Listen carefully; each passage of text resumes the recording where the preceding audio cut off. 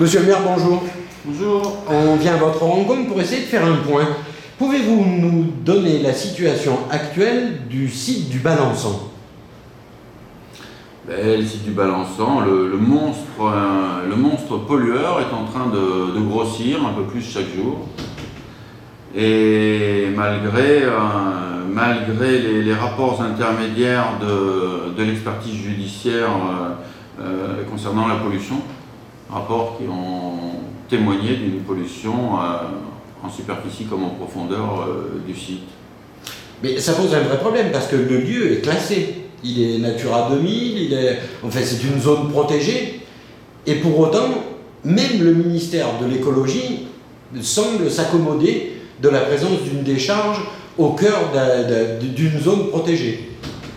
Oui, le ministère de l'écologie, je suis même en conflit judiciaire avec lui, qui semble avoir pris le parti de l'exploitant. Et quant à Madame la ministre, Ségolène Royal, carrément, elle ne répond pas à mes courriers. Ou alors, elle me renvoie à Monsieur le Préfet.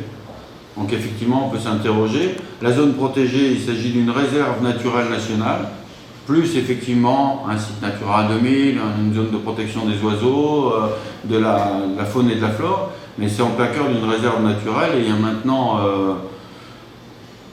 c'est un peu plus de 5 ans, je crois, ils ont obtenu de pouvoir renier 3 hectares en pleine réserve, à condition d'en protéger 30 autres qui ne lui ont rien demandé d'ailleurs, qui a été déjà protégé tout seul.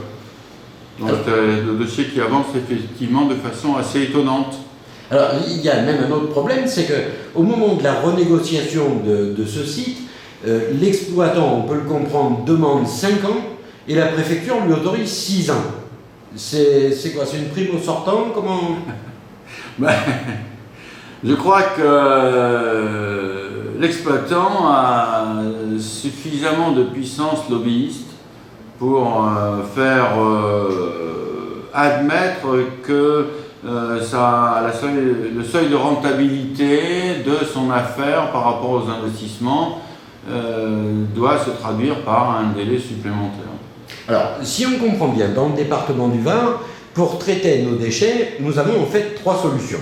La première solution, c'est historiquement l'incinération, avec une usine placée à Toulon, une mise en décharge ici au Balançon, mais à Bagnoles et un peu ailleurs, et puis le recyclage.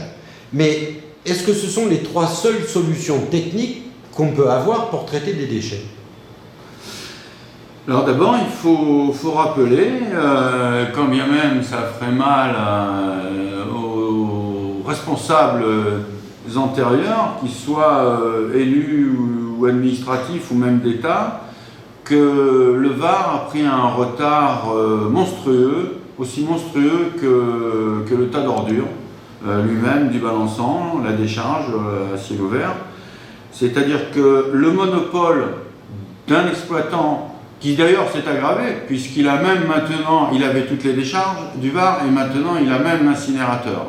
Donc ce monopole s'est aggravé, et ce monopole a gardé et tenu le Var dans sa façon médiévale de traiter les ordures ménagères. Donc effectivement, pendant longtemps, puisque le propriétaire de la société Bizorno, tout le monde le sait, considérait et se répandait dans les médias pour expliquer que la plaine des morts était si grande qu'il pourrait encore pendant 50 ans y entasser des ordures. Voilà, il était quand même très sûr de lui. Puis après, il est tombé un peu sur un os avec des gens comme moi ici, ou mon collègue Michel Tauzan, très courageux par ailleurs aussi, qui ont expliqué que... Donc le Var, pendant longtemps et encore maintenant, est resté à aller chercher les ordures et les mettre sous la terre. Voilà ce que proposait l'exploitant. Maintenant, le Grenelle, les élus sur place qui commencent à grogner font que ça commence à évoluer, mais le retard est tel que c'est pas facile.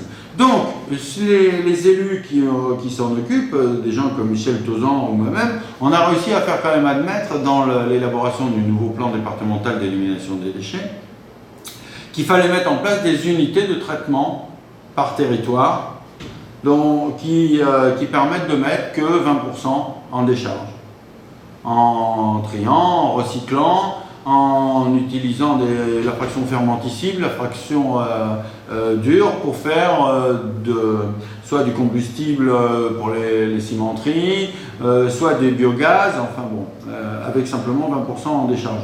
Et donc c'est l'objet notamment de Technova, le projet qu'on porte avec Mont-Aurélien, Sainte-Baume, Comté de Provence, Val d'Isole et Cœur-du-Vin.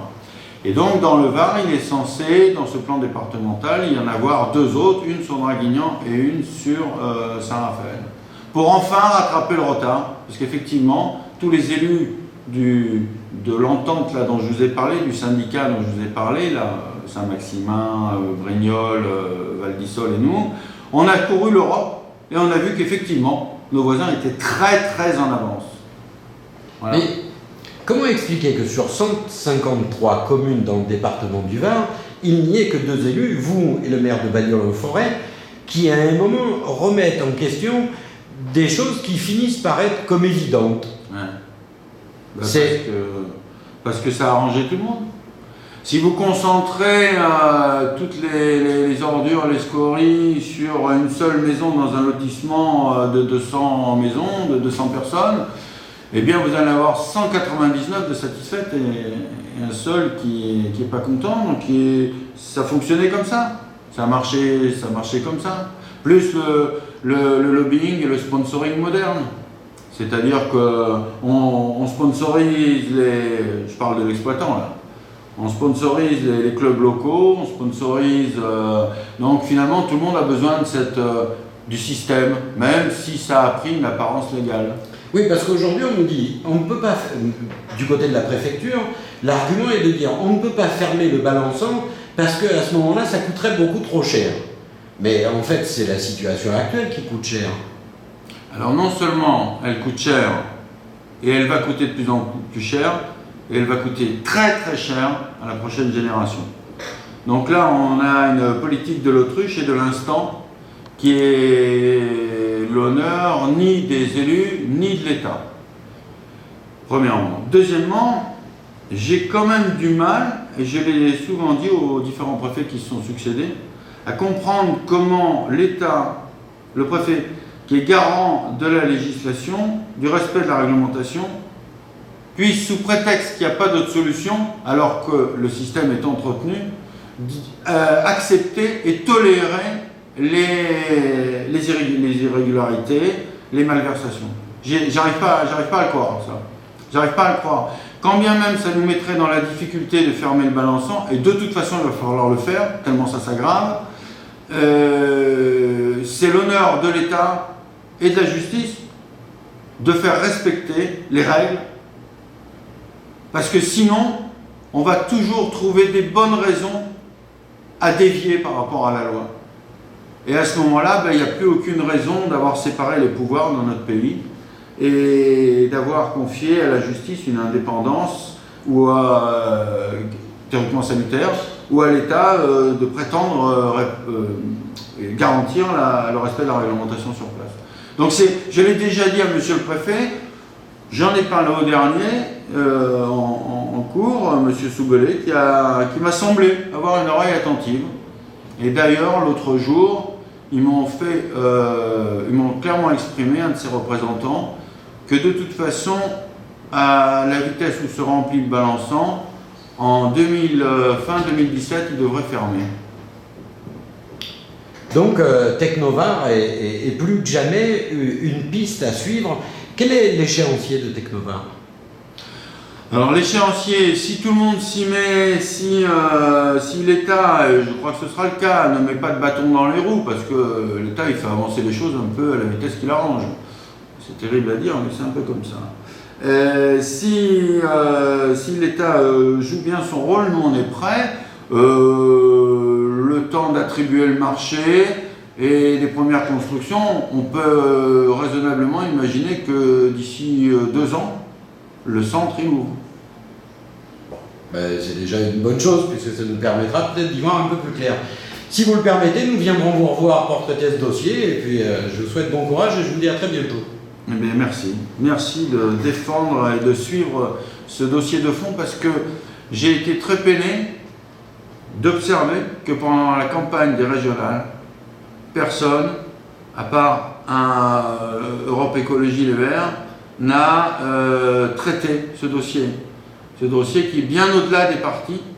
Il est tellement au-delà des partis qu'il est même dans l'espace-temps, au-delà du présent, puisque là, il s'agit de nos enfants.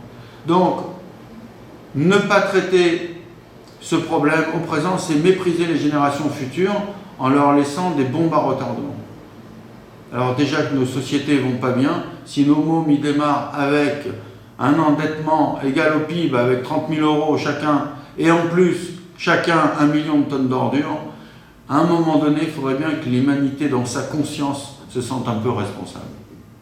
Merci, monsieur le maire.